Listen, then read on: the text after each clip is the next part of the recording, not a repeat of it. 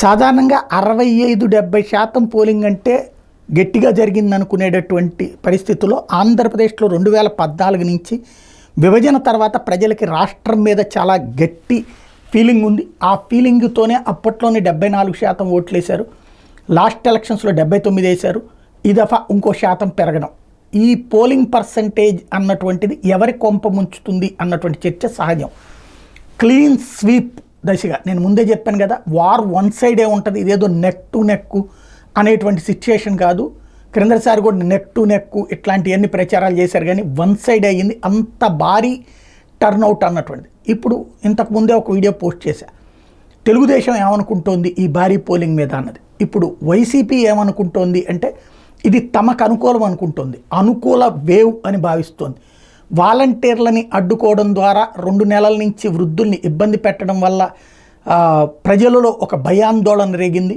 అదే సందర్భంలో సంక్షేమ పథకాల డబ్బులు చివరిలో ఆపేయడం, గతంలో ఇట్లాగే ఏదైతే సంపూర్ణ రుణమాఫీ, డ్వాక్రా రుణమాఫీను, అన్నదాత సుఖీభావాకి సంబంధించినటువంటి పేరుతో అప్పుడు ఇచ్చినటువంటి డబ్బులు, రుణమాఫీ డబ్బులు, అట్లాగే ఈ పసుపు కుంకుమ డ్వాక్రా రుణమాఫీకి బదులుగా ఇచ్చినటువంటి డబ్బులు చివరిలో కొంతమందికి ఇచ్చి కొంతమందికి ఆగినాయి. అది కూడా 10,000 రూపాయలు అన్న చోట కొంతమందికి 3,000 వేసి కొంతమందికి 2,000 వేసి అట్లా వేసినటువంటి డబ్బులు ఆగితే అవి తర్వాత జగన్ వచ్చాక ఇవ్వలేదు. కాబట్టి ఈ దఫా ఇప్పుడు ఒక్కొక్కళ్ళకి చేయూత కింద 18,500 అట్లాగే కాపు నేస్తం, ఈబీసీ నేస్తం ఇట్లాంటి వాటి కింద 15,000 రూపాయలు, అట్లాగే ఇన్పుట్ సబ్సిడీ కింద 1,000 రూపాయల డబ్బులు రావాల్సి ఉన్నటువంటి సందర్భంలో అది బాబు వస్తే రావని నమ్మారు. అది తాము చేసిన ప్రచారంతో, అది జగనే స్వయంగా చెప్పిన దాంతో అది నమ్మారు. అందుకే ఇంత టర్న్అవుట్ అనేది ఒకటి.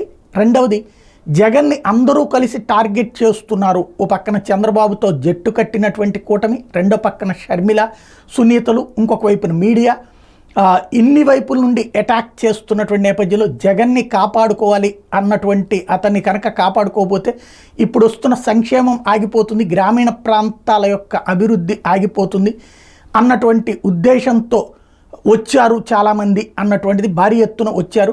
తెలుగుదేశం పార్టీ మానిటరింగ్ చేసి పిలిపించుకుంటే వైసీపీకి హైదరాబాద్, బెంగళూరులో మానిటర్ చేయకుండానే బస్సులలో, ఆర్టీసీ బస్సులలో, ఇతర వాహనాల్లో వచ్చినటువంటి వాళ్ళు కసిగా వచ్చి ఓటేశారు. వాళ్ళందరూ పోలరైజ్ అయ్యి వస్తున్నప్పుడు మనం ఎందుకు రాకూడదని వచ్చి ఓటేశారని చెప్పి వైసీపీ నమ్ముతోంది. ఎవరి నమ్మకం నిజం అన్నటువంటిది జూన్ 1వ తారీఖున ఎగ్జిట్ పోల్స్లో ఒక రూట్ తెలుస్తుంది. జూన్ 4న పూర్తి స్పష్టత వస్తుంది.